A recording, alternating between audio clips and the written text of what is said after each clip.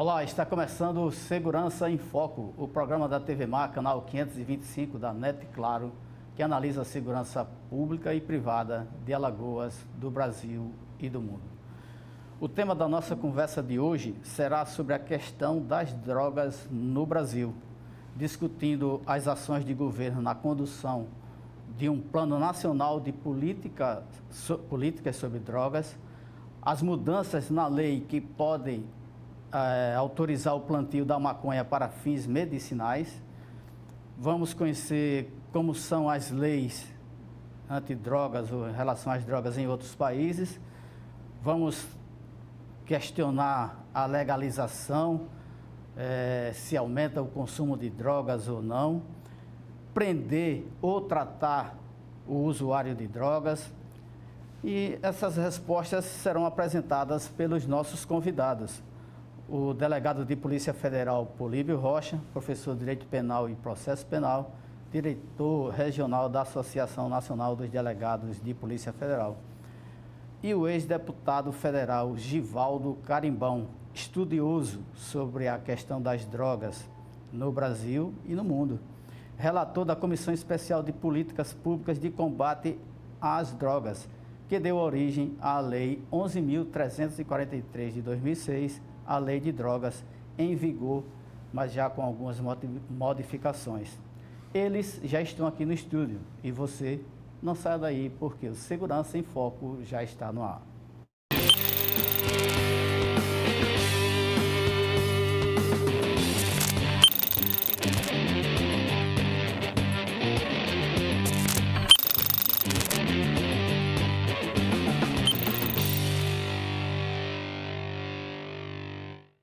O Segurança em Foco está começando, o programa que é transmitido ao vivo pelo canal 525 da NET Claro, pelo portal Gazeta Web e aplicativo da TV Mar. Hoje temos as presenças honrosas do delegado de Polícia Federal, Políbio Rocha, professor de Direito Penal e Processo Penal, e do ex-deputado federal, Givaldo Carimbão, estudioso sobre a questão das drogas, relator da Comissão Especial de Políticas Públicas de Combate às Drogas, que deu origem à Lei 11.343 de 2006, a Lei de Drogas. Bom dia, deputado Carimbão. Bom dia, Flávio. Bom dia, telespectadora da TV Mar. Uma honra poder estar aqui para podermos debater um pouco essa política sobre drogas no Brasil, em Alagoas, no Brasil e no mundo. Muito obrigado. Doutor Políbio. Bom dia. Agradecer novamente o convite. Muito honrado estar aqui, da presença dos senhores, a gente discutir esse assunto que causa, né, uma mobilização muito grande da comunidade, a classe médica, a classe policial, envolve segurança pública, envolve saúde pública também, né?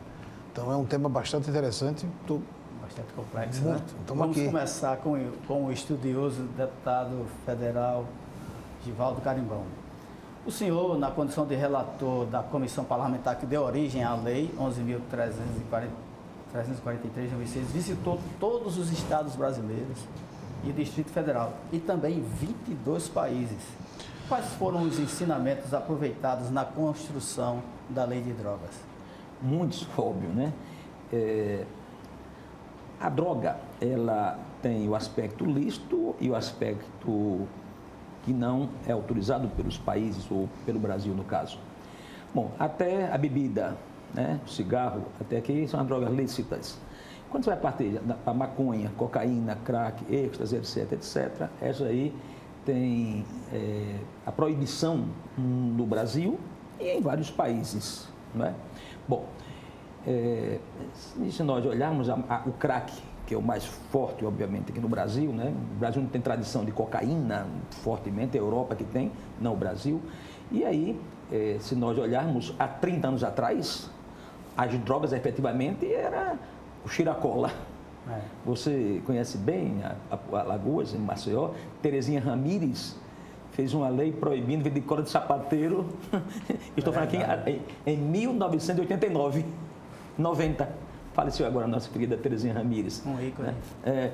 Ou seja, era a droga da época. E eu estou falando aqui, época falando 30 anos. Estou falando 30 anos. Eu fui vereador em 88 com a Terezinha e lembro que ela fez uma lei proibindo vender cola de sapateiro a menor de 18 anos né? Porque você pegar na Praça dos Martírios, era uma loucura. Os zumbis naquela época era exatamente o cheira-cola. Estamos falando aqui em 30 anos. Crack não existia.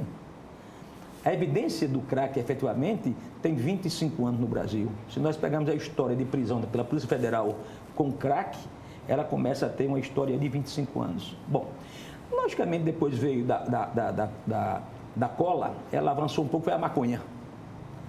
A maconha, após bebida, pós-cola, vem uma história mais de maconha, que virou o maconheiro, aquela coisa na época e tal. Bom, os intelectuais diziam e tal, nada. De repente vem a cocaína e aí chega o crack. Bom, e aí ela passa a ser uma questão de segurança pública, passa a ser uma questão de saúde pública e uma questão social. Quantas famílias não foram destruídas por conta das drogas? Quantas reconciliações não houve de família pós-recuperação e acolhimento de dependentes químicos? O aumento, a explosão de presos no Brasil e no mundo, teve uma época de 15 anos para cá, foi a explosão exatamente por conta de drogas. Você me perguntou, a experiência. Eu tive a honra de estudar em 22 países esse tema. 22 países, juntamente com o Osmar Terra, que é o autor da lei, eu fui o relator, o governador do Espírito Santo, Casa Grande, que era deputado comigo, o governador hoje, que era deputado e depois foi senador, o Elton Dias, do Piauí. Estou dando aqui, Romário, tinha vindo de Haia, tinha morado na Holanda, estava jogando lá. Era do PS, então, foi um grupo de deputados e senadores, né? Ciro Nogueira, sua esposa, a Iracema, que viajou conosco. Enfim, daria aqui dezenas e centenas de deputados e senadores que se envolveram no caso. E aí, chegamos à conclusão, para mim foi uma coisa assim... Quando eu cheguei na Europa, por exemplo, fizemos Suécia, Suíça, Holanda, Inglaterra, Alemanha, França e Portugal. Fizemos uma rota. Nesta rota não tinha crack. O pessoal não conhecia crack. Era uma coisa do Brasil. Hoje disseminou, mas estou falando aqui há 15 anos atrás. 30 anos discutíamos nós a cola, 25 anos a maconha, a cocaína não pegou no Brasil, não foi forte. Agora, o crack aí veio violentamente, e aí interferiu na segurança pública. E aí, o que teve de construção de prisão. Alagoas, por exemplo, digo de cor, você conhece tanto quanto. Veio o do Agreste, se construiu 3 prisões em Alagoas durante 4 anos. No governo Tel Vilela, se nós pegarmos aqui, Eduardo Cardoso, ministro da Justiça. Ciridião, Luiz de Souza. O Cadeão. O Cadeão. E o Agreste. O Agreste com 1.000 pessoas, com 900, 870 mil. Que é uma PPP, né? O presidente do Agreste é uma parceria público-privada. Tá. Né? Você tem ideia? Eu dou números aqui. Eu estudei bem isso aqui. Eu comecei esse estudo nosso em 2010. Nós estamos em 2021, foram 2007, 8, 9, 10 estudamos, 11 nós lançamos na Câmara Federal o grande projeto, até 15. Então nós passamos 4 anos de estudos. Neste período foi uma explosão. O deputado, o ex-ministro, que depois ontem na CPI, Osmar Terra, que é o autor da lei, meu companheiro deputado, é médico, foi secretário de Saúde de Porto Alegre. E ele dizia o seguinte, isso aqui virou uma epidemia, não é pandemia, é epidemia que é no Brasil. Aí chega ao ponto de vai ser uma pandemia, porque explodiu no mundo inteiro ou cocaína ou êxtase. Foi na época que a Holanda e Amsterdã e depois a Haia... A droga sintética na Europa. Na Europa. Não, e aí foi liberado os 700 coffee shops, que são supermercados de venda de drogas, na Holanda. Eu fui lá com o Romário, que seria deputado comigo, depois senador, né? E aí nós começamos a estudar. Que fenômeno é este? Então, se você olhar a história de Alagoas, vamos pegar aqui Alagoas, nós estamos aqui, as prisões que nós tínhamos aqui, Cirino Duval, Santa Luzia das Mulheres. Era São Leonardo, Santa Luzia... Já tem dificuldade de dizer. E o Baldomero. Baldomero Cavalcante. E o Baldomero que não é tão novo. Parabéns. E aí depois passou para 7 prisões. Isto foi uma época por conta das drogas.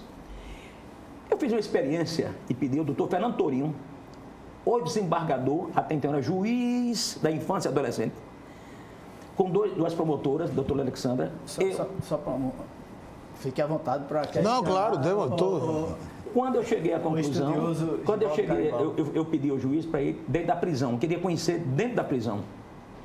Eu tinha vindo da Itália, onde lá tinha as prisões hospitais, para tratar as pessoas com heroína. É mutilação. Uma pessoa que fazia hemodiálise, que tinha aqueles inchaços nos braços, era exatamente as pessoas. E eu comecei a estudar que fenômeno é este. Cheguei à triste conclusão no Brasil.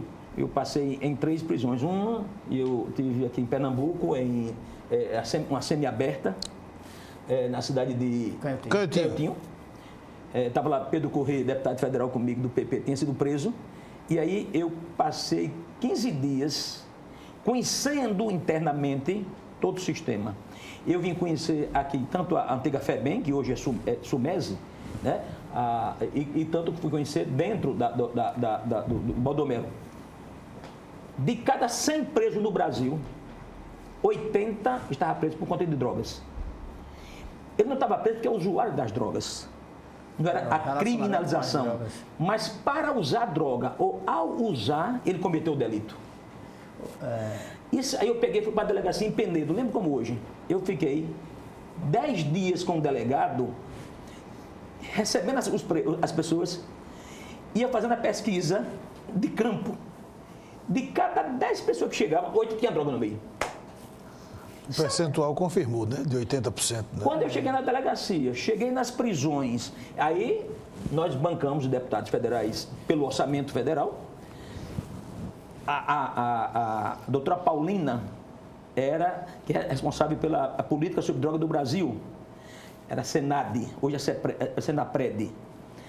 Ela financiou pela Fundação Getúlio Vargas uma pesquisa, mas bateu na mosca. De cada 100 presos no Brasil, 80 tem envolvimento com drogas. E aí chegou um número assim alarmante. Aí tem o custo, né? Não, o custo e essa é uma grande crítica, né, que se faz à lei de drogas de 2006. Primeiro, porque nós passamos 30 anos sobre a égide da lei 6368 de 76, né? Tem até uma música do Bezerra da Silva, né? Quando ele fala que, né, o 16 e o 12 no lugar ficou, né? É o artigo 16 e o artigo 12 da lei 6368 de 76, que ficou tanto tempo em vigor que virou até música, né? Nos anos 80. E aí, em 2006, essa mudança na legislação que traz 2 vieses interessantes, né? O primeiro é que o Brasil ficou, a rigor, como ainda o processo, e foi muito bem explicado aí pelo deputado, em 2006 a gente ainda tinha um resquício da guerra às drogas, que foi a influência da lei de 76, né, que tratava o usuário cometendo um crime, né, era o crime do artigo 16, e o 12 o do traficante.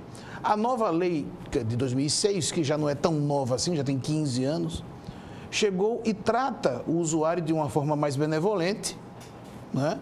O usuário é crime, mas é um crime sem sanção. Você vai submeter lá uma palestra, faz um termo circunstanciado, um acolhimento, mas não tem sanção penal, né? E a pena do tráfico foi aumentada para uma pena mínima de 5 anos de reclusão, uma pena máxima de 15. E também uma outra situação, a pena de multa, que é combinada, né, cumulativamente, de 500 a 1.500 dias multa. E aí o que acontece? Houve essa mudança da legislação, né? E a grande crítica que se faz, os estudiosos, é que essa lei não faz uma acepção de diferença entre usuário e traficante. Não tem objetividade. Muito embora o parágrafo 4º dela trate de forma privilegiada aquele traficante, vamos chamar assim, né? O mercador da droga que não pertence a nenhuma organização criminosa, é o chamado tráfico privilegiado, né? Réu primário, bons antecedentes, está ali vendendo provavelmente para sustentar o vício, né? Você tem uma redução de pena de 2/3, mas mesmo assim, você imagine a quantidade de pessoas que foram presas. Essa é uma crítica que se faz. Eu aqui não estou defendendo, naturalmente, liberação de droga. Mas eu acho que essa lei, e essa discussão aqui é muito interessante, que já tem vigência de 15 anos e essas solicitações da comunidade de revisão da lei de drogas, o Congresso Nacional precisa ter um olhar mais especial em relação a isso. Porque nós temos hoje muitos estados, por exemplo, nos Estados Unidos, que foi o país que criou a guerra às drogas, né? Com Nixon lá atrás, nos anos 70, 60, né? No final dos anos 60, já tem pensado de uma forma diferente. Muitos estados, porque lá a legislação é diferente, né? O deputado Kuchev lá conhece muito bem. Vários estados estão 50 estados entendendo que não devem, por exemplo, criminalizar mais o uso da maconha, o uso recreativo da maconha. Outros optam para uma saída engenhosa, que é a do uso medicinal da maconha.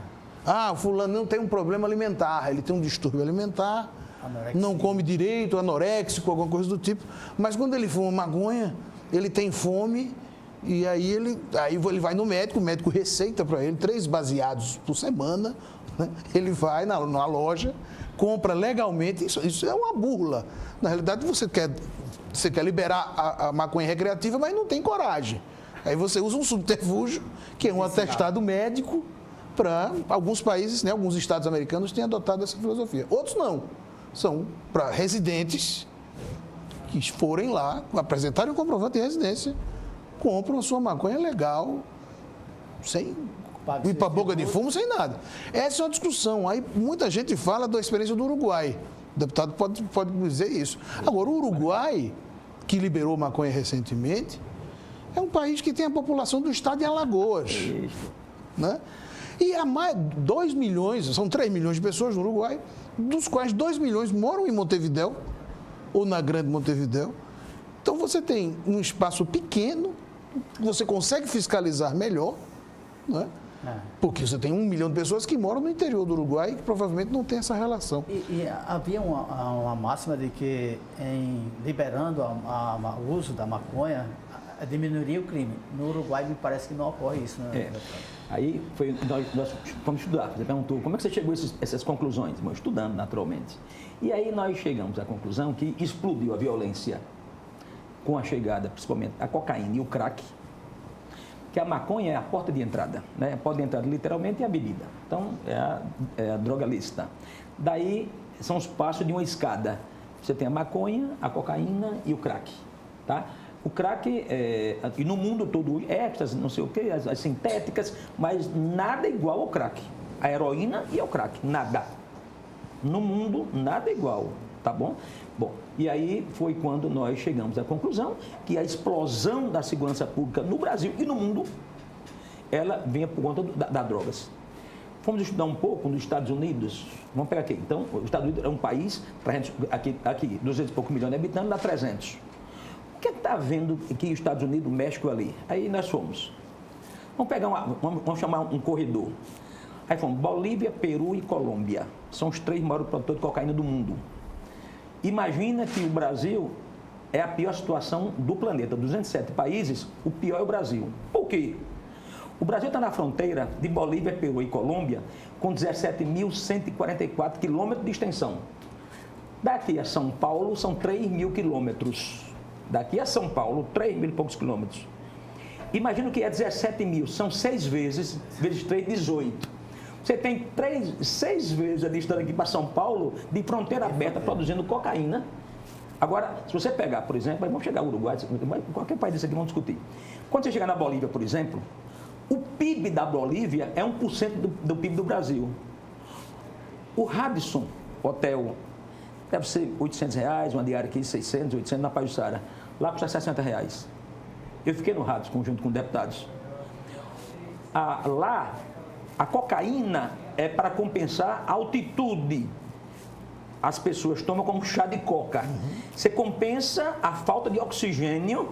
Por isso que os times de futebol, quando vai para lá, ele tem que passar 3, 4 dias para tentar se alimentar. E aí tem que tomar chá de coca. Eu tomei chá de coca, você. Chá de coca. Parabéns. Né? Aí começam exatamente a entender esse processo. E é tudo trazido da Bolívia, Peru e Colômbia Aí nós começamos, bom, Bolívia, Brasil, Peru, agora vamos para a Colômbia. Aí vamos lá, Medellín. Se você pegar aqui o mapa, você vai encontrar lá no final, Medellín, Cali e Medellín. Aí vamos lá, viu? Estados Unidos, Canadá, México, Honduras, Haiti, El Salvador, Guatemala. E vai encontrar, eu fiz essa rota todinha. Fui estudar. Foi a rota do Pablo Escobar. A rota do Pablo Escobar. Aí explodiu nos Estados Unidos com a rota do Pablo Escobar, que estava em Cali e Medellín. Carlos Redis, outro que era o piloto. O piloto aqui. Né? Enquanto Santa Cruz da Sierra na Bolívia, lá na Colômbia, exatamente segue essa rota. E explodiu as drogas no Canadá, nos Estados Unidos, porque tem essa rota que aí você driblava por países. Tá? Bom, chegamos no Brasil e disse, bom, agora aqui nós temos que trabalhar muito agora aqui o acolhimento, aí foi minha especialização, que foi, claro que não competia a mim fazer o trabalho de fiscalização, eu trabalho mais de segurança pública, aí eu vou trabalhar na prevenção. Aí me especializei um pouco em como já acolher essas pessoas. Na pesquisa que eu falei anteriormente, feita pela Fundação Getúlio Vargas, 2% da população brasileira estava no uso ativo da maconha, do crack. 4 milhões de pessoas. Imagine, o Brasil estava com 500 mil presos, hoje está com mais de 1 milhão de presos, 800, 900, 1 milhão. Quase 900 mil presos. 900 mil, chegando a beira de 1 milhão. Tinha 500 mil naquela época. Não tem jeito, vai explodir. Se de cada 80% dos presos que estão no Brasil está preso por causa de drogas, se eu tenho 4 milhões de pessoas, o crack não quer nem colocar a maconha, que era 7%. Deputado. Essa é a grande discussão, né? Porque nós vamos ter que construir mais presídios. Pronto. E aí você tem que... O grande problema do Brasil, o deputado pode concordar comigo ou não, mas é como a gente enxerga, tanto na parte acadêmica como delegado de polícia, é que nós não temos uma política de segurança pública e de saúde pública coordenada para tratar o problema da droga. Nós somos um país periférico, né? Somos um país periférico. Não podemos comparar com os Estados Unidos, não podemos nos comparar com a Holanda, que tem uma experiência diferente com a liberação, o modelo europeu. A gente escolheu um modelo que é entender que o usuário comete um crime, mas não tem sanção, e o traficante recebe uma pena dura. Isso. Uma pena pesada. Agora, nós não temos, por exemplo, uma noção, e precisamos ter, da importância maior que é buscar nas organizações criminosas que trabalham o tráfico de drogas e de onde sai o dinheiro, né? É a ideia do americano, do follow the money, né? Siga o dinheiro. E é esse viés que a Polícia Federal tem feito nos últimos 2, 3 anos, operações antidrogas, que não tem apreendido droga. Tem apreendido o traficante. A gente está apreendendo aeronave, a gente está apreendendo iates, as estruturas, jet skis, imóveis. Aqui em Maceió mesmo fizemos uma operação antidrogas, tem uns 4, 5 anos, e o traficante morava onde? No Aldebaran. Doutor Políbio, dentro dessa... Ligado ao PCC. Então, do chamado do partido, né? Do PCC, do 1533 e tal. E morava no Aldebaran, ele não morava na grota. É porque você reclama muito. Você só pega peixe pequeno, peixe pequeno. Exatamente isso que eu estou falando. Morador do Aldebaran. Inclusive causou uma celeuma muito grande lá. O pequeno ele vai mais na polícia militar, na favela, etc. A Polícia Federal, ela vai mais porque a Polícia Federal mas essa é a estratégia, então, a né? ramificação. Porque nós temos organizações criminosas que vivem disso. Nós tivemos um helicóptero que foi apreendido com 500 quilos de cocaína. Uma fortuna. Se você colocar 1 quilo de cocaína a 100 mil reais, mais ou menos, 100 vezes 500, 50 milhões de reais. É uma mega cena dentro de um helicóptero, com um piloto. O helicóptero pertencia a um ente político, um empresário também, né? Ligado, mas assim, ele provou que não tinha nenhuma relação com aquilo ali, foi uma ideia do o piloto, salvo engano, o piloto que montou. Mas vejam como as organizações criminosas percebem esses hiatos, né, da falta da investigação, e a polícia não tem uma organização junto com os órgãos de segurança pública e de saúde pública para a gente ir em cima do que interessa. Porque, por exemplo, por isso que existe essa discussão na comunidade. O que é mais nocivo? É a gente empreender o nosso efetivo no crack, que é uma droga muito mais perniciosa, violenta, que extingue a dignidade do homem. As drogas lícitas também hoje são um grande problema. É o uso indiscriminado de remédios controlados, de uso controlado, que é um grande problema. Outra coisa, o grande problema de academias de ginástica são as drogas lícitas que são usadas como anabolizantes pela classe A, B, porque a classe C e D não tem condições de comprar. Então, ou seja, o que é mais interessante? É desarticular essa organização criminosa, buscar esse dinheiro que vai atingir as nossas famílias de forma muito mais perniciosa com o crack, ou a gente ficar indo na porta de um show de reggae, prender 2 ou 3 camaradas que estão fumando um baseado de maconha, e aquilo ali, qual é a repercussão que você vai ter para o tráfico em si? Né? Essa é a pergunta que a comunidade faz. Exato, não. Imagine, né? O cara está com 3 trouxinhas. Vou tentar ajudar um pouco ele para responder, né, nessa questão dele. Aí os estudos que é importante. Ele tem uma questão aqui, né? Você pode concordar ou não, a junção entre a segurança pública e a saúde pública. Saúde pública. Está previsto no Plano Nacional. Eu quebrei esse tabu. Permita-me. Se você for na Holanda, por exemplo, você tem um sistema de saúde que eu não posso imaginar. Parabéns, viu? Só que lá não tem SUS. Estados Unidos não tem SUS. Não tem. Vamos lá. Aí, eu ando pelo mundo, junto com esses deputados e senadores, olha, médicos comigo, tinha 8 médicos, deputado Jorge Silva, deputado Maté. Então, não era somente pessoas leigas, cientificamente falando, nós tínhamos, aí tinha delegados, Protógenes, delegado estava com a gente lá. Eu estou colocando aqui nomes. Eu estou colocando aqui segurança pública e a ciência.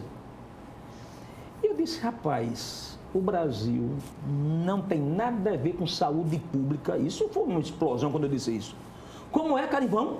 Cheguei a o Brasil não tem nada a ver a droga com saúde pública.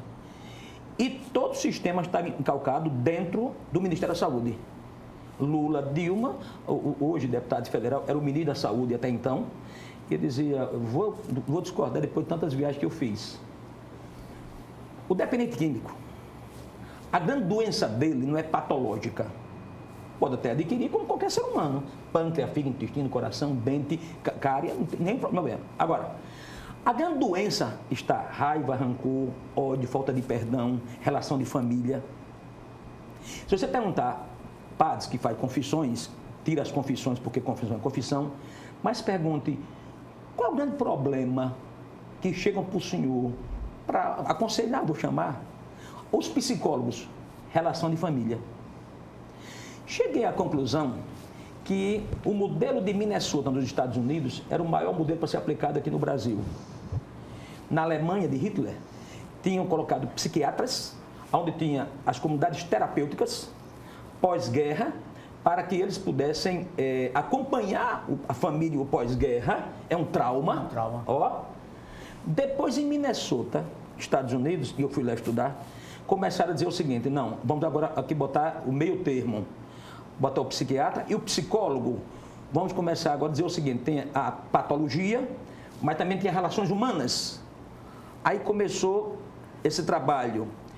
E eu cheguei à conclusão seguinte, aqui no Brasil não deve estar na saúde pública, ela deve estar na assistência social ou na segurança pública. Porque a explosão das drogas, ela refletiu nas prisões, nas cadeias, vai construir cadeia? Ou é uma questão social? E aí eu comecei a dizer o seguinte, ora, quem é que tem condições de pagar uma instituição, um psiquiatra, um médico, o psicólogo é barato, é R$2.000, R$2.500, R$3.000 o salário de um psicólogo. Mas um psiquiatra é 20, 30, 40 mil reais, um médico. É diferente. O psiquiatra tem um problema, porque o custo ele é mais ambulatorial, ele não faz procedimentos de alta complexidade. caro na medicina é alta complexidade e o psiquiatra não faz, muito pouco. Estou aqui, olha que bom estudar essas coisas. Cheguei à conclusão seguinte: no Brasil tem que ter comunidades acolhedoras, nem terapêuticas. E o que é comunidade acolhedora? Nós temos que criar uma rede de proteção social, aonde tem que ter assistente social e psicólogo para levar o serviço de saúde. Eu não tenho que ser equipamento de saúde, o equipamento é as UBSs do governo federal. Por que eu disse que no Brasil não era interessante que tivesse na saúde? Porque nos Estados Unidos não tem SUS, no Canadá não tem SUS, mas o Brasil tem SUS. Eu acolho uma pessoa, implantamos um sistema no Brasil, e a lei, se você pegar a lei 11.3.6, você pode pegar a lei agora aí, está agora, comunidades acolhedoras terapêuticas. Eu acolho e levo para a rede pública de saúde. Implantamos isto, lhe entreguei um livro, você viu aqui. Em 5 anos que nós implantamos, nós acolhemos um estádio Rei Pelé, cheio, lotado. O estádio Rei Pelé lotado é 22 mil pessoas. Em 5 anos acolhemos 20 mil pessoas em Alagoas. E hoje o Brasil Mais não é tratado como saúde pública, estou lhe falando, na origem. Ela tem saúde pública pós. Eu tenho um assistente social, onde eu vou trabalhar o todo. Deste todo, parte que é a saúde, eu levo ao sistema público de saúde. Isto barateou o custo e conseguimos ter um resultado simplesmente fantástico. Né?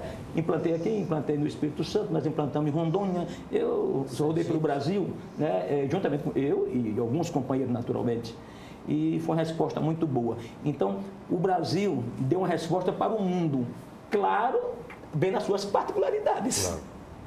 O senhor tem que socializar mais os seus livros. Mas é uma discussão interessantíssima, né? A gente precisa entender, e aí essa necessidade, e é muito importante essa ideia de que o sistema precisa ser ordenado. Né? O que é assistência social, o que é saúde pública, e onde a segurança pública vai atuar. O problema é que, como somos um estado periférico, não no Alagoas, eu digo o Brasil, né? Quem é o único elemento do estado que chega?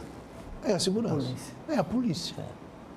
Você vai numa comunidade carente, muitos usuários, alguns cooptados, como soldados do tráfico, porque ou faz ou morre, ou porque nunca tiveram nenhuma participação do Estado. O Estado nunca participou da vida daquelas pessoas, em nada, na formação, nem na vida dos pais. Os pais provavelmente morreram jovens, eles estão lá, são cooptados pelo tráfico, que montam um Estado paralelo. Não tem segurança, não tem saúde, não tem educação. Aí quem é que chega? Qual é o aparato do Estado que chega? É a Polícia Militar. Esse é o grande problema dessas comunidades, né? Assim, e aí a polícia que tem que resolver o problema, é a polícia que sofre depois, quando acontece, infelizmente, baixas no confronto, né?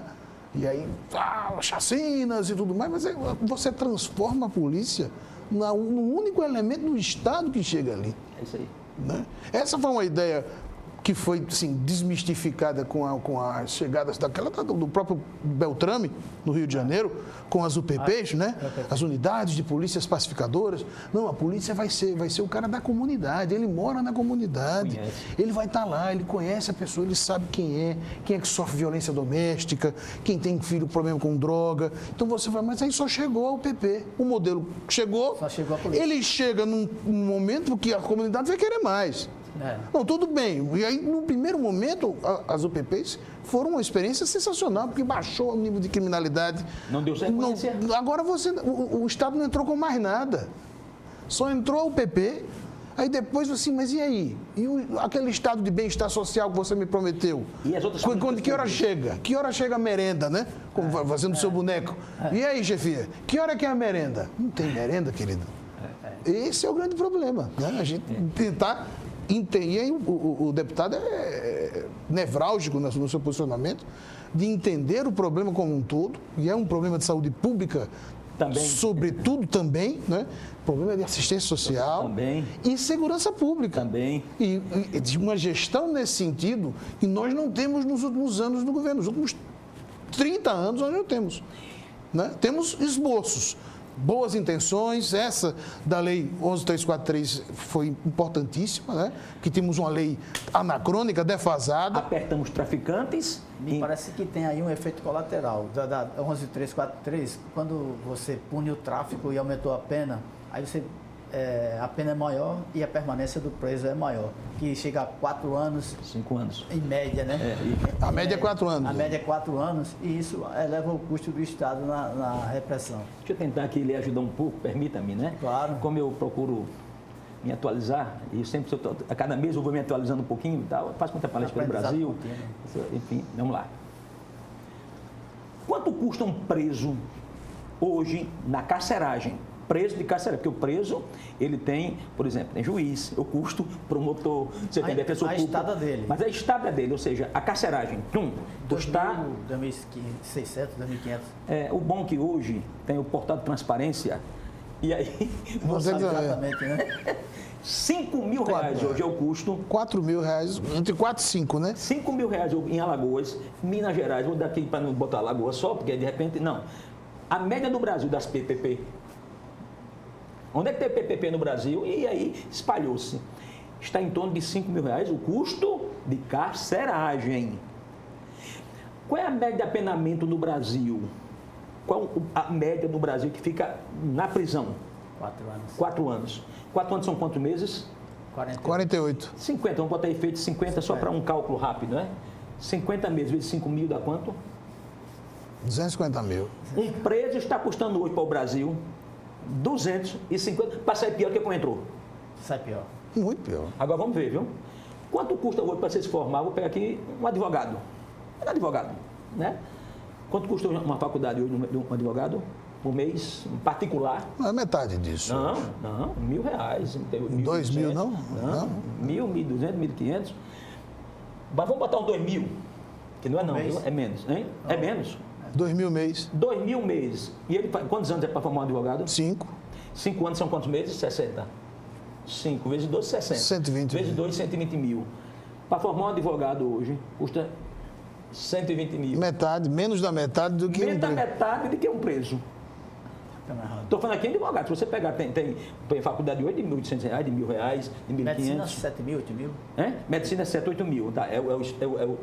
Aqui em cima. O que eu quero dizer com isso é o seguinte.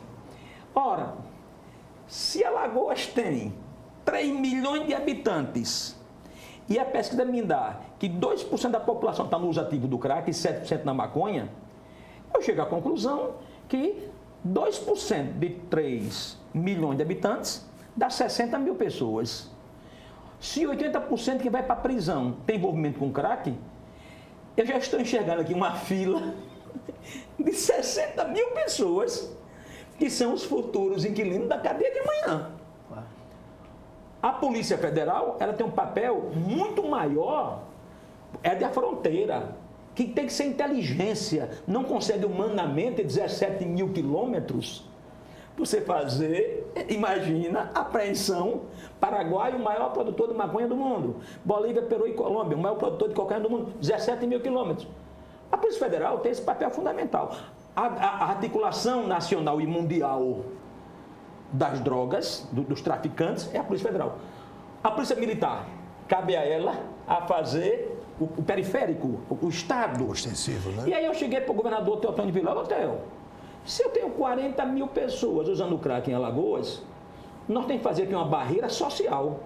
Acolher essa pessoa logo antes de chegar à cadeia. Porque ao chegar à cadeia, vai custar 250 mil. É mais caro.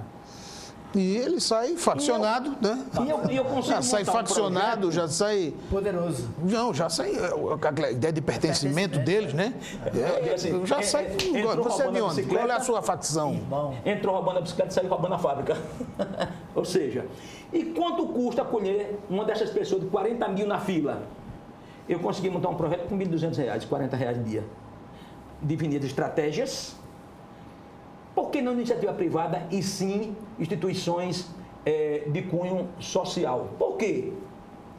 Porque se eu colocasse empresa privada, ela não podia receber dinheiro público de outros setores para ajudar nesse processo. Você, quando é na justiça condenado, você pode pagar multa. essa multa pode ser revertida com uma instituição dessa. E vai para o Senado. Na Justiça do Trabalho, vou dar aqui os caminhos. Vai para o sistema, né? Hein? As multas já vão para o sistema. Olha, começou agora a entender. Então, nós vamos buscar parceiros para dividir essa conta conosco. Vamos lá. O Coringa, ela tem a chamada área social. 35 instituições hoje em Alagoas, 100% recebe hoje do Coringa. Porque tem a área social dela. A Salgema Braskem. Ou seja, Mesa Brasil. Que é do SESC, né? Eu estou colocando aqui alguns. Então, quando eu enxerguei que havia condições, o governo vai ser parceiro. Eu entro com uma parte. Agora, vamos buscar com a sociedade e a outra. Essa sociedade é na justiça, como eu disse a vocês aqui, as multas que são pagas, ele colocou aqui. O dependente químico, ele não vai preso, mas ele pode pagar financeiramente ou com trabalho. Esse dinheiro vai para o fundo para poder de trabalho. Então, nós criamos esse modelo, hoje já vamos com mais de 30 mil pessoas em Alagoas acolhidos das drogas. Sabe quantos presos tem hoje em Alagoas? Não? Dá para entender? Dá para saber? Hoje, quantos presos tem em Alagoas? Encarcerado tem mais de 6 mil, 5.500. E tem mais de 5 mil que estão na rua, ou seja, tornozeleira. Sai e entra. Você hoje tem, atenção, viu? 5 mil na prisão, custando 5 mil cada um. E tem 5 mil em média, um número aproximado, que entra e sai aqui, que estão semi-liberdade. Você tem aqui tornozeleiros, você tem uma série de, né? Tudo bem. 36 milhões de anos. Seriam 36 milhões de anos essa conta do como preso? Vamos ver aqui. É fácil. Quantos tem? 5 mil direto. Quem está na rua está pagando a tornozeleira eletrônica, tem um custo. Tá bom? Quanto custou isso aqui? 5 mil pessoas vezes 5 mil reais. O custo, estou dizendo aqui, o custo direto. Lá no Agreste, o policial externo é do Estado. Não está nesse custo, não. Tá? Então, moral da história. Eu consegui montar um projeto, nós montamos no Brasil inteiro, e aí foi a Câmara Federal, que aí foi bom, porque foi envolvido todos os deputados e senadores, então a gente espalhou pelo Brasil, acolhe um dependente químico hoje com R$ 1.200 por mês. Não é barato, não. Eu já mostrei aqui o caminho de buscar os outros dinheiros. Tá? Ou seja, agora vamos lá, a diferença. Até então, no Brasil e no mundo, Portugal, 1 ano. Aí eu dizia, mas por que passar 1 ano? Cientificamente, onde é que foi discutido? Por que 1 ano de acolher a pessoa? Nós montamos um grupo de trabalho, dentro do Brasil mesmo, e chegamos a implantar um sistema de 6 meses. Hoje você consegue recuperar um dependente químico com um programa de 6 meses, custa 1.200, custa 7 mil reais por um. Enquanto a 200 mil. Menos que o preço. Tá? Agora vamos lá. Há quanto tempo não constrói cadeia em Alagoas? Vamos parar aqui agora? Batendo esse peito aqui. Em Alagoas tem mais de 4 anos. O último construído, o cadeião, 700 vagas, tem mais de 5 anos. 4, 5 anos. Você pega o Agreste, tem mais de 5, 6, 7 anos. Segurança máxima parece que é mais novo. Tá certo? Não. Ou seja, o que eu quero dizer, eu dizia, é muito melhor construir comunidade que cadeia. Então, podemos afirmar que a repressão é bem mais cara do que a prevenção. Muito mais cara e ineficiente. E ainda costuma-se afirmar que esse modelo atual não reduz o consumo de drogas, aumenta encarceramento e corrompe agentes públicos. Como você analisa isso? Justamente por isso que a Polícia Federal, nos últimos anos, mudou o viés das operações antidrogas, né? Nesse caso, as nossas operações são antidrogas mesmo, a política é sobre drogas, mas a operação policial é antidrogas, né?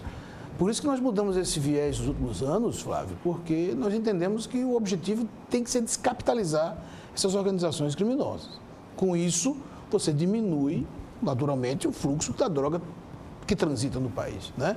O grande problema para nós hoje é a questão dessa necessidade de uma mudança na legislação que aconteceu, de certa forma, com essa lei anticrime, né? Foi proposta pelo ex-ministro Moro, esse chamado pacote anticrime, que virou lei anticrime, que traz a possibilidade do uso, né? E a alienação prévia dos bens, né? Isso era algo relativamente novo, porque a gente apreendia os bens e tinha que ficar com esses bens até a decisão final no processo.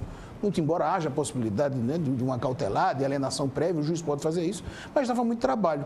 Hoje, com a legislação permitindo, isso é possível. E o uso do que interessar a polícia, né, e é muito importante, porque você tem, muitas vezes, embarcações de primeiro nível.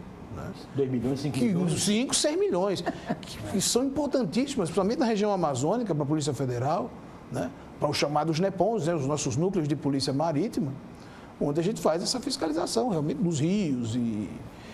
Então, a importância é helicópteros, né?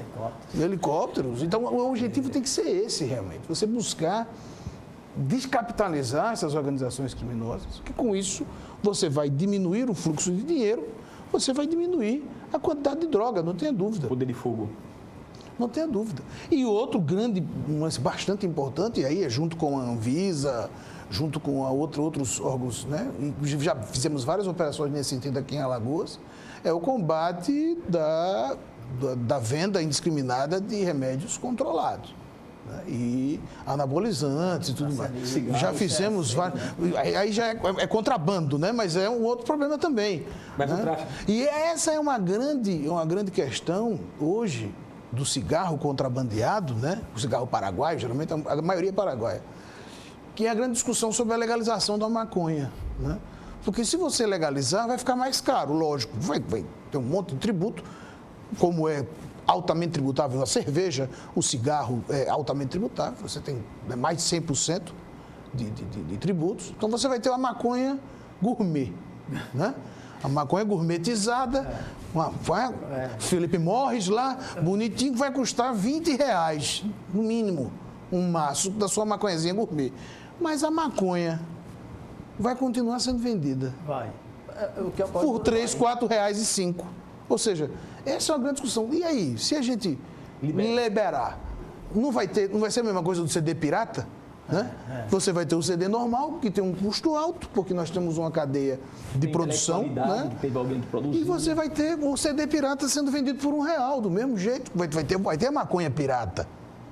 Temos condições de fiscalizar. Aí vão ser duas coisas para fiscalizar, né?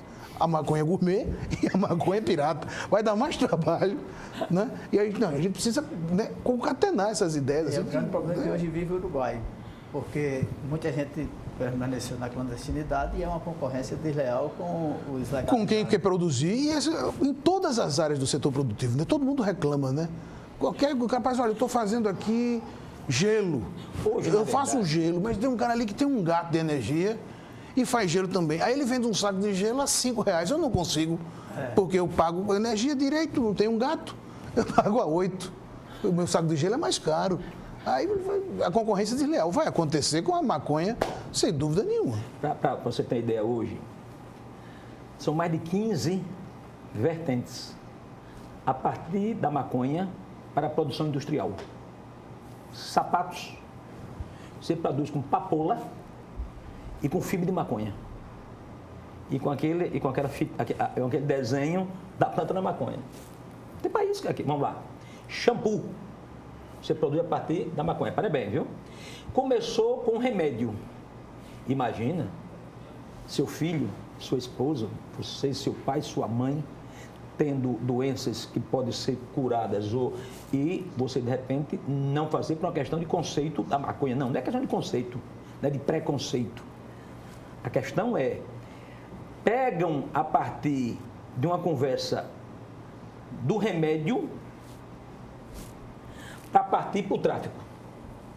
Começa a fazer aí para fazer a questão industrial. No Brasil, é bom deixar claro, agora, essa nova aprovação da comissão para mudar a minha lei, que eu fiz 11.343, ela mudou, que agora é o 921, foi agora, ela abriu, não foi somente para remédio, não. Ela, por exemplo, leite da vaca, leite Nestlé, quem tem problema pode ter o leite da maconha. Eu vou lhe colocar aqui 10 produtos, sabonete, a partir da maconha. Ou seja, começam alguém que quer a liberação das drogas, apostar em outros produtos A criatividade para usar é como argumento a liberação da maconha. E aí eu digo o seguinte claramente: o planeta Terra, 207 países, 7 bilhões de pessoas no mundo. Era 10 anos, 8 anos para se fazer uma vacina no Brasil e no mundo. A tecnologia avançou tanto que só no Brasil agora já são 5 vacinas em um ano legalizadas no Brasil já. No mundo deve ter mais de 20 vacinas. Eu pergunto, por que a ciência não corre, o governo federal não financia estudos para esses remédios que é feito através da maconha, não ser feito através de outros produtos, de outras matrizes, de outros IFAs? Deputado, nós estamos sendo pressionados agora pela direção para finalizar. O senhor tem 1 minuto para suas considerações finais e o doutor Poliba. Começa com o senhor. Quero pedir desculpas, né? Porque a gente... A discussão é muito ampla. É um cabide de informações que nós temos aqui, que a gente, imagina, são 20 anos estudando essa matéria e rodando o Brasil e o mundo, né? Então a gente quer botar um pouco para fora, não desculpem, né? Mas muito obrigado pela oportunidade e acho que é importante a gente poder dar uma contribuição aos conhecimentos que tem para a população. Obrigado, viu? Nós que agradecemos. Eu quero agradecer novamente o convite, para nós é uma grande alegria, né? Estar aqui, sou na casa praticamente, né? Estou sempre por aqui. Quero agradecer, aprendemos muito hoje com a experiência do deputado, muito importante esse mergulho, né, no cenário internacional para nós entendermos o problema das drogas do Brasil. Não é assim, prendendo, pelo menos a gente sai um negócio, não vamos sair prendendo todo mundo indiscriminadamente, que a gente vai resolver o problema. Sai mais caro e a gente não resolve e ainda piora o camarada lá dentro. Então, agradecer, estamos às ordens aí para o que precisar. Muito obrigado, doutor Poliba. Muito obrigado pelos ensinamentos dos dois. O Segurança em Foco está terminando, o programa que será reapresentado aqui mesmo no canal 525 da NET Claro e nas nossas redes sociais. Até a próxima.